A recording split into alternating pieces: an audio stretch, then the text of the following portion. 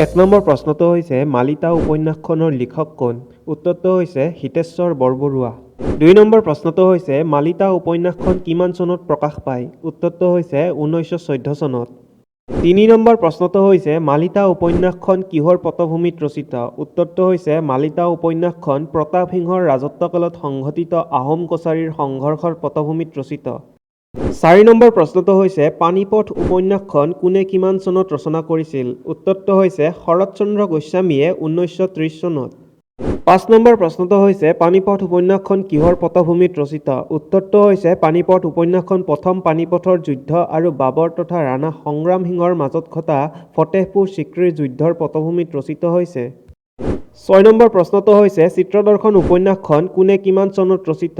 উত্তৰটো হৈছে হৰিনাৰায়ণ দত্ত বৰুৱাই 1931 চনত। 7 নম্বৰ প্ৰশ্নটো হৈছে চিত্ৰদৰ্শন উপন্যাসখন কিহৰ পটভূমিত ৰচিত? উত্তৰটো হৈছে চিত্ৰদৰ্শন উপন্যাসখন শৰাইঘাট যুদ্ধৰ পটভূমিত ৰচিত। 8 নম্বৰ প্ৰশ্নটো হৈছে কুসুম কুমাৰী উপন্যাসখন কোনে কিমান চনত ৰচিত?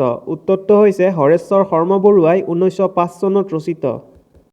9 নম্বৰ প্ৰশ্নটো হৈছে কুসুম কুমাৰী উপন্যাসখন কি উপন্যাস? উত্তৰটো হৈছে সামাজিক উপন্যাস।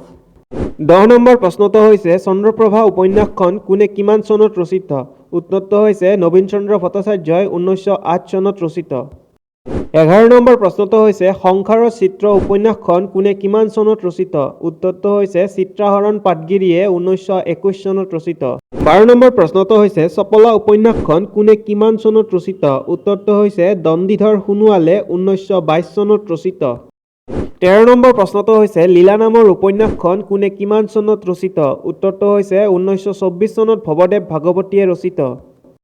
14 নম্বৰ প্ৰশ্নটো হৈছে প্ৰিয়া নামৰ উপন্যাসখন কোনে ৰচিত? উত্তৰটো হৈছে কমলেশ্বৰ চলিহাই ৰচিত।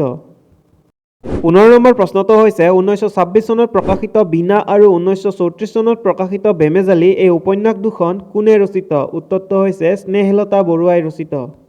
16 নম্বৰ প্ৰশ্নটো হৈছে 1937 চনত প্ৰকাশিত পিতৃভিথা উপন্যাসখন কোনে ৰচিত? উত্তৰটো হৈছে চন্দ্ৰপ্ৰভা শইকীয়ানীয়ে ৰচিত। 17 নম্বৰ প্ৰশ্নটো হৈছে দণ্ডিনাথ কলিতাই ৰচিত উপন্যাস কেইখনৰ নাম লিখা। উত্তৰটো হৈছে ফুল, সাধনা, আৱিষ্কাৰ আৰু গণবিপ্লৱ। 18 নম্বৰ প্ৰশ্নটো হৈছে দণ্ডিনাথ কলিতাৰ শ্ৰেষ্ঠ উপন্যাসখনৰ নাম কি? উত্তৰটো হৈছে সাধনা। 19 নম্বৰ প্ৰশ্নটো হৈছে দৈৱচন্দ্ৰ তালুকদাৰে ৰচিত উপন্যাস কেইখনৰ নাম লিখা। উত্তৰটো হৈছে ধুঁৱলি কুঁৱলী, আগ্নেয়গিৰি, অপূৰ্ণ, আদৰ্শপীঠ আৰু দুনিয়া। 20 নম্বৰ প্ৰশ্নটো হৈছে দৈৱচন্দ্ৰ তালুকদাৰৰ শ্ৰেষ্ঠ উপন্যাসখনৰ নাম কি? উত্তৰটো হৈছে অপূৰ্ণ। 21 নম্বৰ প্ৰশ্নটো হৈছে দীননাথ শৰ্মাই ৰচিত উপন্যাস কেইখনৰ নাম লিখা। উত্তৰটো হৈছে উষা, সংগ্ৰাম, মাটি আৰু মানুহ, নদাই, শান্ত আৰু নবাৰুণ। 22 নম্বৰ প্ৰশ্নটো হৈছে পদ্মনাথ গোহাঁই বৰুৱাৰ ভানুমতী উপন্যাসখন প্ৰথমে ক'ত প্ৰকাশ পাইছিল? উত্তৰটো হৈছে ভানুমতী উপন্যাসখন প্ৰথমে বিজুলীৰ পাতত প্ৰকাশ পাইছিল। 23 নম্বৰ প্ৰশ্নটো হৈছে আধুনিক যুগৰ প্ৰথম নাট্যকাৰ কোন? উত্তৰটো হৈছে গুণাভিৰাম বৰুৱা। 24 নম্বৰ প্ৰশ্নটো হৈছে গুণাভিৰাম বৰুৱাই ৰচিত প্ৰথম সামাজিক তথা ট্ৰেজেডীমূলক নাটখনৰ নাম কি? উত্তৰটো হৈছে ৰামনৱমী।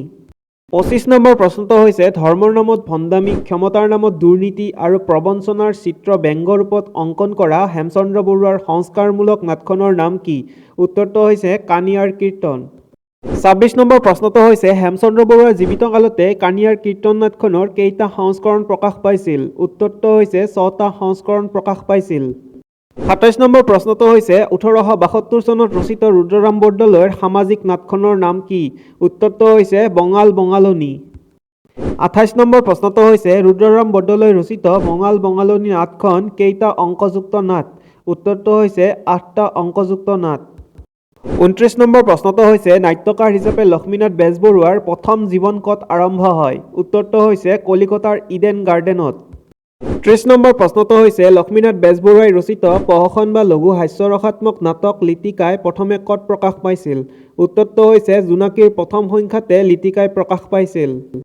31 নম্বৰ প্ৰশ্নটো হৈছে লিটিকাৰ উপৰিও 1913 চনত লক্ষ্মীনাথ বেজবৰুৱাই ৰচিত প্ৰহসন কেইখনৰ নাম লিখা। উত্তৰটো হৈছে নুমল, পাচনি, চিকৰপতি, নিকৰপতি।